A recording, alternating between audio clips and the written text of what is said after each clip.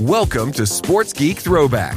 Here's your host, the sports geek himself, Sean Callanan. G'day, I'm Sean Callanan from Sports Geek, and welcome to Sports Geek Throwback, where I pick out the best bits from the Sports Geek podcast archive.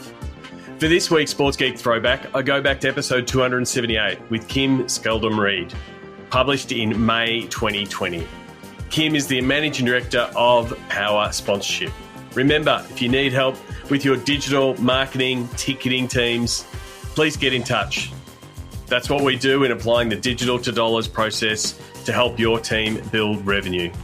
In this throwback episode, Kim and I discuss the importance of sponsorship activations.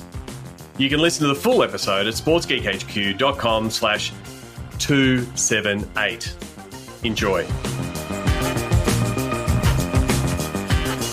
When I talk to the sponsors and they give the traditional stuff, signage at the stadium or signage on a jersey, those kind of things, and then they say, and they say, but of course you can activate, and whether that's included in their proposal to say we could do these cool digital campaigns and in-stadium pieces. I'm not really a huge fan of turnkey sponsorships. Yep. I'm not. I think that the sponsor, if they're going to do this, they should just commit, because integrating it across everything that they do is really where they're going to get the most value. Yep. So going, we can do this digital activation and all that. That's basically saying we can do these, guaranteed mentions with some cute promotion around it. It's not nearly meaty enough. So they need to actually get the sponsor engaged and intrinsically involved with that. But yeah, I mean, I think that the focus on activations by rights holders has hurt everybody. It's sort of, as you said, they sort of sell what they know. And so used to be, 10 years ago or so, activation and leverage meant exactly the same thing. Yep.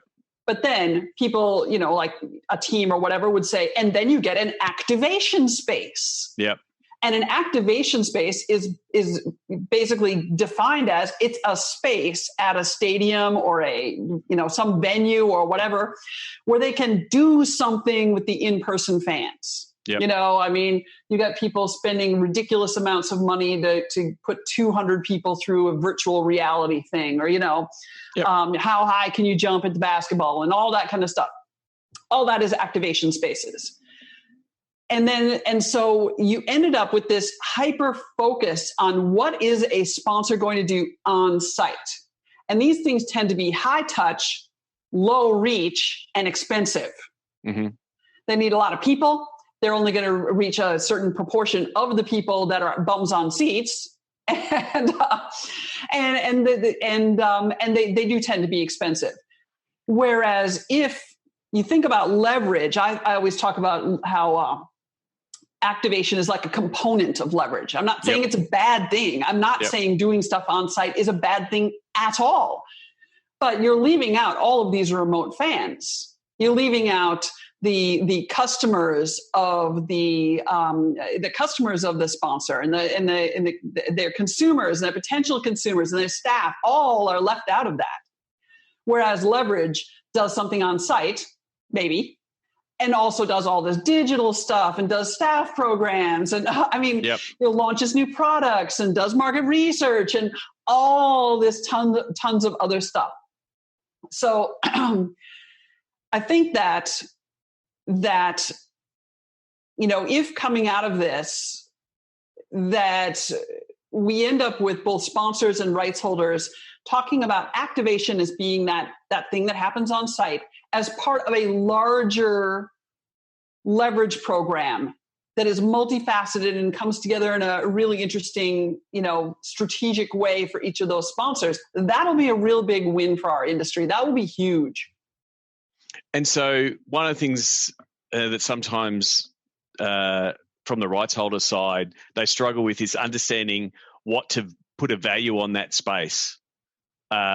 Like they have got, they've got their history of, we know what we're going to value that space, that 4x4 spot in a stadium, and that's what they sell it for. But they've had trouble in going, what is the value of our million, 100,000 fans or 1 million digital fans, what does that look like? How have you seen that push-pull on both sides to try to figure out what that value is? And do you think that's... That whole valuation thing is just a total giant furphy. Yeah. I just think it's ridiculous. There's an industry that's grown up around it that says it's legitimate, but it's not. Because what you're actually doing as a rights holder, if you're selling a sponsorship, is you're selling something that is bespoke and it's purpose-built for that sponsor. Yep. And it's going to have, even those same complement of benefits are going to have different values for different sponsors. Like for instance, let's say that you're a world-beating, giant basketball team in America, yep. right? So you could sell the same benefits to the one location, the best sporting goods store in town. One location, family owned, one location, right? And you can give them a set of benefits that is going to give them amazing digital. They're going to do so much with it. It's going to be just amazing, right? But then if you turned around and sold that same thing to Dick's Sporting Goods or somebody else that has a big regional or national footprint, it is potentially leverageable across a much huger footprint of people. So the same benefits are worth completely different amounts of money. So trying to put a value on, a specific benefit, like, here's our 3x3 meter space that you can have, or 4x4, whatever it is, unless you would normally sell that a la carte, like tickets. Tickets have a value. The value's on the front. And or a hospitality suite, for instance, where you don't have to be a sponsor to have a hospitality suite. Yep. Aside from those things, as a component of a larger sponsorship, a sponsorship is always going to be worth more than the sum of the parts if it's actually put together well and in a strategic way. Yep. So how much is that thing worth? How much is the whole sponsorship worth? Don't try to break those things out. It's making a rod for your own back. Yeah, and I do think, frankly, it, don't care that much. They just want something that works. But it is a real pain point or a worry point. They're like, we need to know what, and I've done it, we need to know what that Facebook post is worth and that Twitter post is worth. And it's like, I understand that. I understand it. And I can tell you, like, that post is worth $1,000 and you do 100 of them, it means it's worth $100,000. Would you pay $100,000? They go, no. So it's like, why do we do the exercise? If we had $100,000, we'd do something completely different than that. Yeah.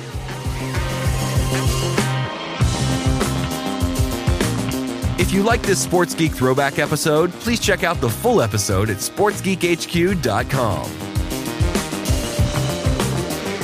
Please share Sports Geek with your sports business colleagues. We appreciate you sharing. We love working with podcast listeners. Please get in touch so we can help your team. Go to sportsgeekhq.com/phone call. All Sports Geek episodes are available at sportsgeekhq.com and all podcast platforms.